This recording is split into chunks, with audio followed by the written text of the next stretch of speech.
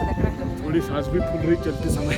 Jacket T shirt पे shirt पे jacket पहना। तो सारे लोगों ने भगवान का नाम लेना स्टार्ट। बहुत स्केरी भी लग रहा है सही में।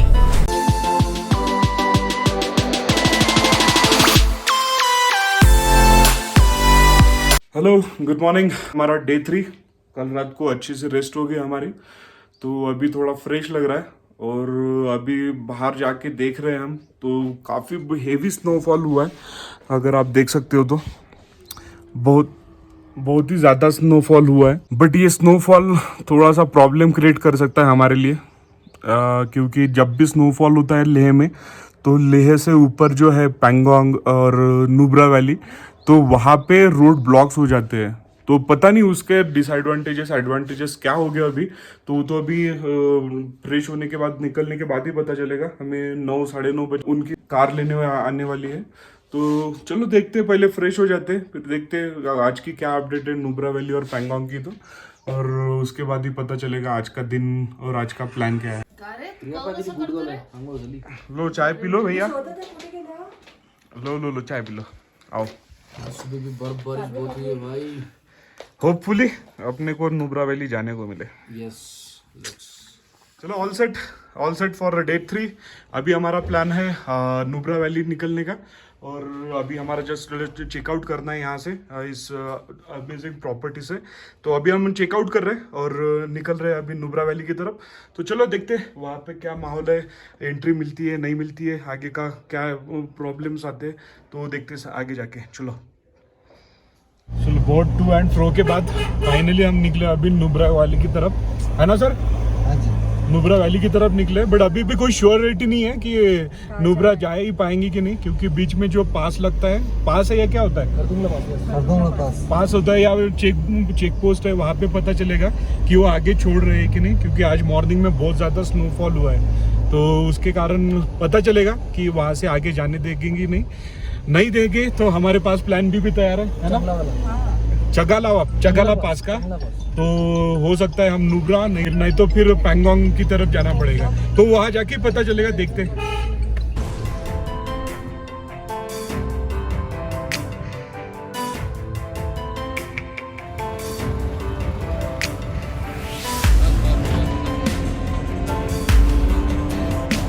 सब गाड़ियां रुकी हुई है। एक्चुअली यहाँ पे रोड का काम चल रहा है, इसलिए हम लोग रुके हुए हैं। आप देख पा रहे हो आजू बाजू में कितना बर्फ जमा हुआ है, भयानक। काफी ज्यादा ठंडी भी है, बहुत ज्यादा। तो शायद अभी -4 डिग्री या 5 डिग्री टेम्परेचर है यहाँ पे।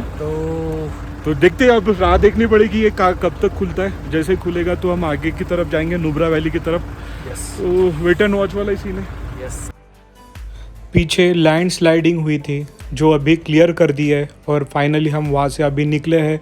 हमारा नेक्स्ट डेस्टिनेशन वो होगा साउथ पुलू एक 15,500 फीट के करीब है, और वो यहाँ का मेन चेक पोस्ट है। वहाँ से हमें फाइनली पता चलेगा कि हमें खारदुंगला पास आज जाने मिलेगा या नहीं।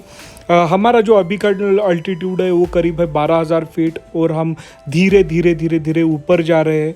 जैसे जैसे ऊपर जा रहे हैं आप देख सकते हो कि स्नोफॉल की जो डेंसिटी है और घनी होती जा रही है, और चारों तरफ सिर्फ वाइट डेजर्ट दिख रहा है, सिर्फ वाइट डेजर्ट। देखने में मैं बोल सकता हूँ एक ही वर्ड मुझे याद आ रहा है अभी, वो है जन्नत, हेवन। यहाँ से आगे पूरा का पूरा सियाचिन है। और वो कौन सा है? वो खारदुंगला पास है ना? वो जहाँ टावर दिख रहा है ना, हाँ, वो खारदुंगला पास है। ओके, ये क्लीन करना चालू नहीं है क्या फिर? और चारों तरफ पूरा बर्फ ही बर्फ है, पूरा बर्फ। अभी हम लोग साउथ पुल्लू करके एक चेक पोस्ट है, वहाँ पे सब गाड़ियों को रुकाया गया है।